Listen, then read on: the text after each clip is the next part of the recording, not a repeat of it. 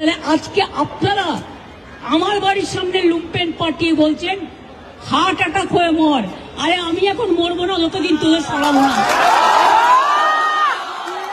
মনে রাখবেন আপনার দিল্লির সরকার চিরকাল থাকবেন না। আমার এমএলএ দিলীপ মণ্ডল জেলে আছে, কই মাথা নত তো করেনি। কলকাতার পুলিশ এখন শুভেন্দু অধিকারীর চাকর বাকর হয়ে গেছে। তারপরে দুই দালাল বসে আছে এখানে, বিগ বস, যারা ইলেকশন লুট করেছিলেন তারা আজকে সর্বোচ্চ পদে গিয়ে বসেছেন। দলদাস দুটো, একটা দল আর একটা দাস। যারা ইলেকশন লুট করলেন, কাউন্টিং লুট করলেন, তারা গভর্নমেন্টে রয়েছে একটা হোতা একটা ভোতা। তাও মনে রাখবেন মেরুদণ্ডটা শক্ত আছে।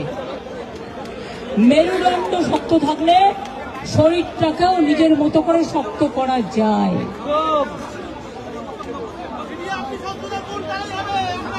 তোদের থেকে আমি অনেক শক্ত, যাক।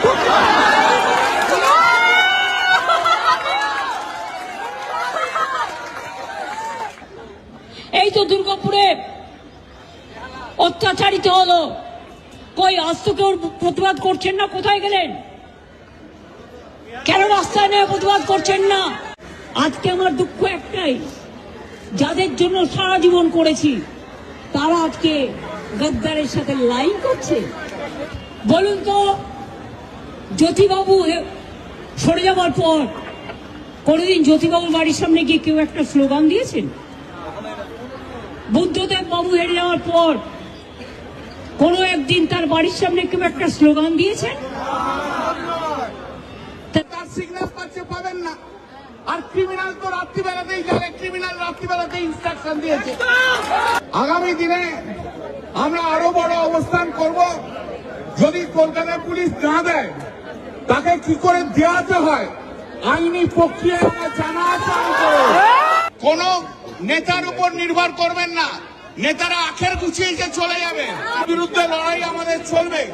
সারা ভারতবর্ষে দেখিয়ে দেব এই শুভেন্দু অধিকারী একটা খুনি মুখ্যমন্ত্রী। বালুরঘাটের কেস অনেকদিন পর্যন্ত চাপা আছে। বালুরঘাটের কেস না উঠলে সুপ্রিম কোর্ট পর্যন্ত যাব। রেপ কেসে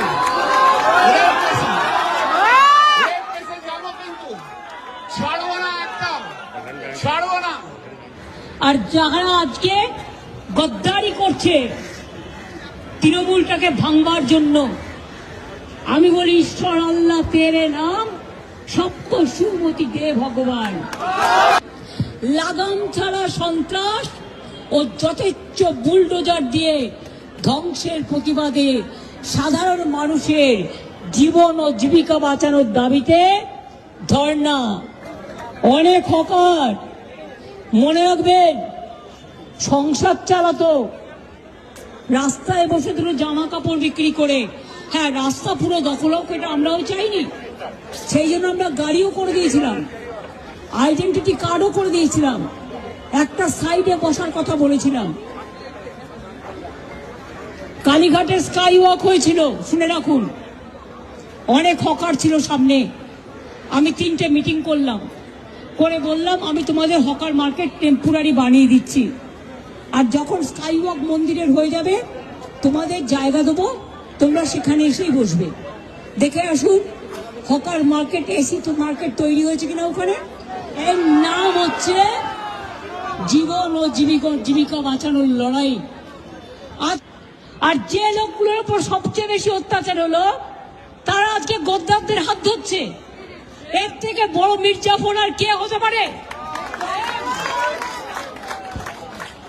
বলছে আমাকে সম্পদ বাঁচাতে হবে, ছেলেকে বাঁচাতে হবে। তোমার পরিবারটা পরিবার, মানুষের পরিবার পরিবার নয়, কর্মীদের পরিবার পরিবার নয়, যারা গ্রেপ্তার হয়েছে তাদের পরিবার পরিবার নয়। আমার এমএলএ দিলীপ মণ্ডল জেলে আছে, কই মাথা নত তো করেনি।